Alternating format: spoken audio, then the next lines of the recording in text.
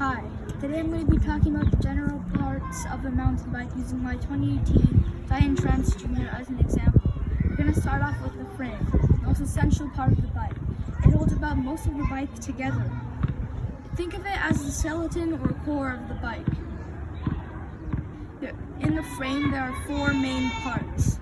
There's the seat tube, the down tube, the top tube, and the head tube.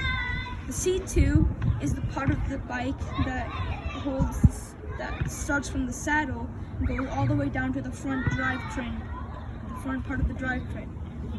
The down tube connects from the head tube and goes on a downwards angle, connecting back to the front part of the drivetrain. The top tube connects from the top part of the head tube, then connects back to the middle of the seat tube. The head tube holds the fork and the handlebars together. Depending on your bike, if it's full suspension or not, the rear shock will usually connect from the seat tube to the down tube, usually straight up or slightly angled. In the second shock variant, it will connect from the top tube to the seat tube, usually on an angle.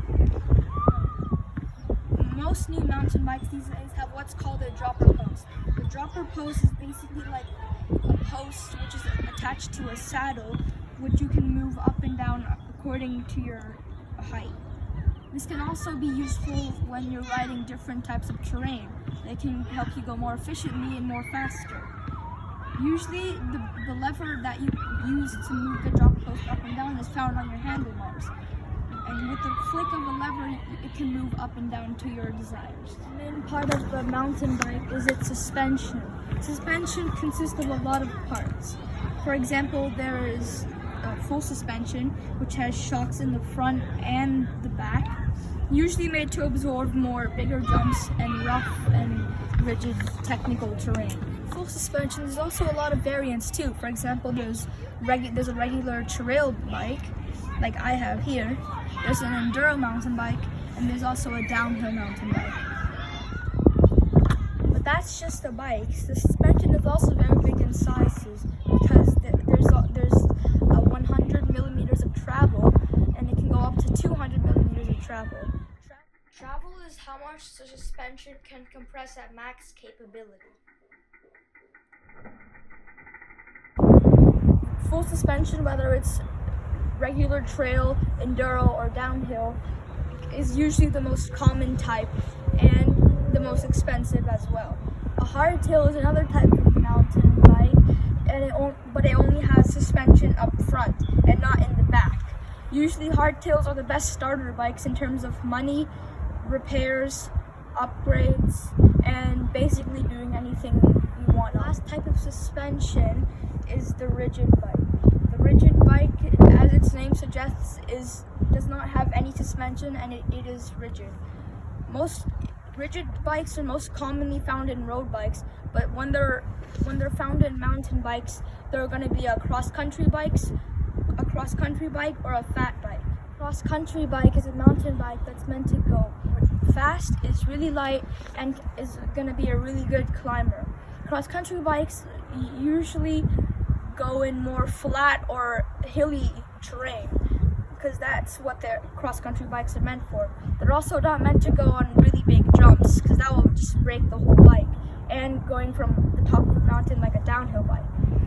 A fat bike is a bike that's meant to handle really slippery terrain, like ice, sometimes deep snow, and sand. As its name suggests, it has fat tires. The fat tires help it move more efficiently in these more slippery and loose terrain. The part that actually gets your bike moving is called the drivetrain. There's a drivetrain in about every bike, no matter what the bike is.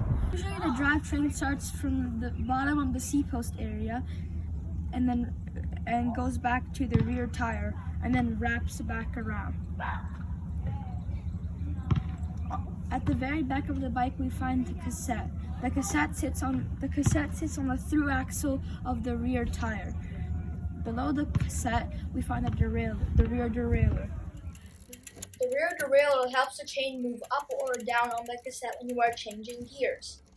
Usually the drivetrain starts from the bottom of the seat post area and goes to the rear tire and then wraps back around.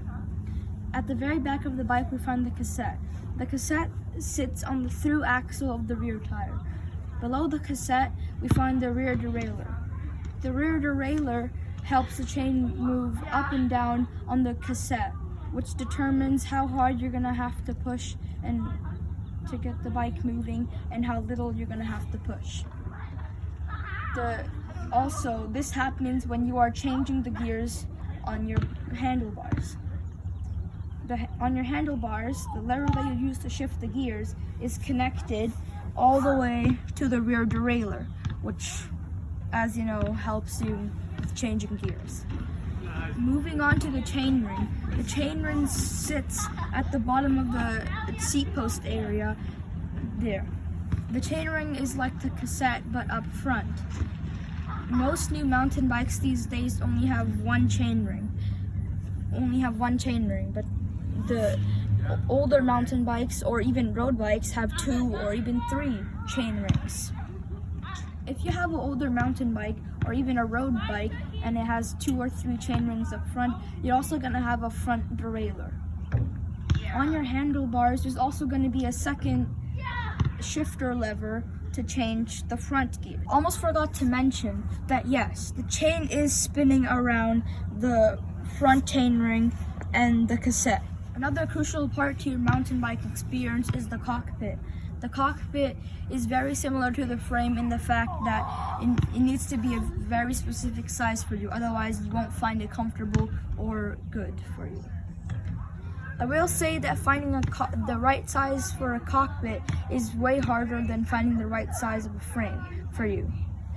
That's just from my personal experience. The cockpit holds quite a lot of features. For example, there's the actual handlebar parts, there's the grips here, there's the stem, there's the headset, there's the shifter levers, there's the dropper post lever, there are the brakes as well.